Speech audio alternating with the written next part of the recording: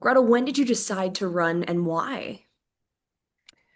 I guess I decided around June that I wanted to do it, but the timing of it is that I worked for 25 years with the federal government. Most of that time was with the National Park Service, a couple of years in the Peace Corps. And last spring, I was a victim of the Doge cuts, although I'm feeling pretty good about my life after that. I was able to take early retirement. And so I did that instead of risking being fired. And in the weeks after that, I thought, I'm not done. I'm not done serving my country or my communities. And what can I do in this really horrible political climate to feel like I'm making a difference? And I had some things in my past with community building and community advocacy that made me think that I could do this. And so that was the timing of it. This is a very difficult district to run in. I mean, it's so large, it's so diverse. There's different time zones, metropolitan areas, rural areas. How have you sort of tried to tackle and meet people where they are across this just expansive district, especially So, with like you said, so many miles of the border? so I have a good car. It gets good mileage.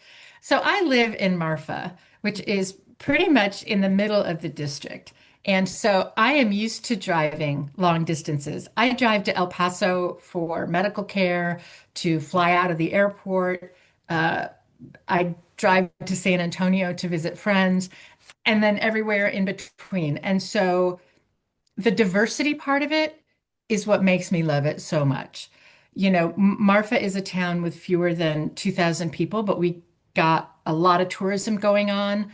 In my community outreach in the past, I have worked with people both at UTSA and at UTEP, and I visit the small communities all the time, even before this. It's just part of living in rural West Texas. And so I love my district. I will never complain about all the driving because it affords me meeting, like you said, all the diverse people, whether it's farmers in Crystal City or people working in economic development in Presidio or all the people doing all the things in the cities. And I love it. I love learning about all the different ways people are moving through the world. I mean, I've lived a lot of places in my life, and so I already knew a lot of that.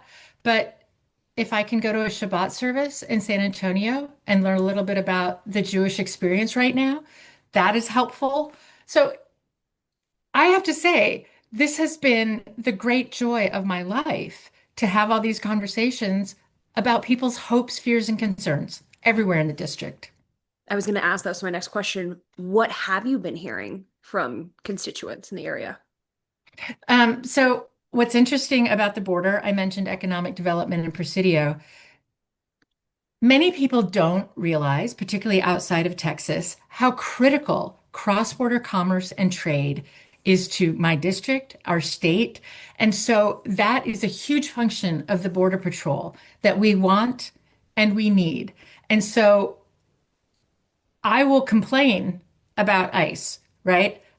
I want to talk about how detrimental ICE has been. But when you look at the Department of Homeland Security, there are real functions there that we need. And so Border Patrol doing commerce on our border is very important. Another thing that people talk about, of course, is healthcare. How are they going to afford their healthcare for themselves and their families when the prices are going up so much? And my response to that is we need a universal form of healthcare. I support Medicare for all.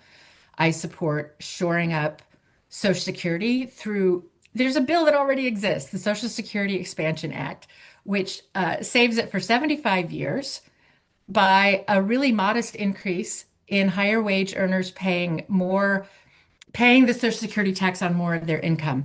So many issues that people are having today, it's because of choices that we're making. A wise man said to me, budgets are a reflection of our values. And so people in the past have asked me, well, we can't afford to do that. Or I have thought, we can't afford to do that. And now I feel differently. We absolutely can. Yeah, to say more about immigration, we're a country of immigrants. My grandfather was an immigrant. I don't understand this demonization from the top about immigrants. And certainly here in Texas, we know that immigrants drive our economy. And we can't really do it without immigrants, whether they are temporary workers, whether they are people who have citizenship or green cards and have started small businesses.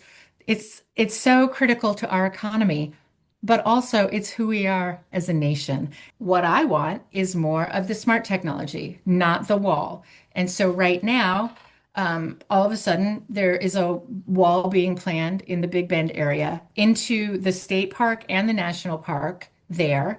And we know that that is not the most effective way to actually prohibit immigration or catch people crossing the border illegally. We know that the technology exists. My last question for you. If you make it past this primary, possibly a runoff into the election come November, are you confident you could beat a Republican in this district? Not only the answer is yes. That's why I'm running. When I started thinking about running, it wasn't about can I beat a Democrat in the primary. It is, do I have the fortitude, the knowledge, the passion to beat either Tony Gonzalez or Brendan Herrera? And I wouldn't be running if I wasn't completely confident of that. I, it's funny. One thing that I'm running on, and I talk about this a lot, is my fierce love. And like Dr. King said, when we talk about love, we are not talking about something weak. We are talking about the thing that motivates us to stand up for people, to fight for people when it's necessary, and to know the difference of when to push, when to collaborate.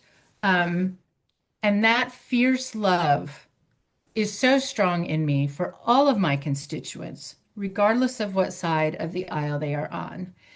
And I bring with that experience, know-how, and a spine. So, yes, I am absolutely ready to take on whoever the Republican nominee happens to be.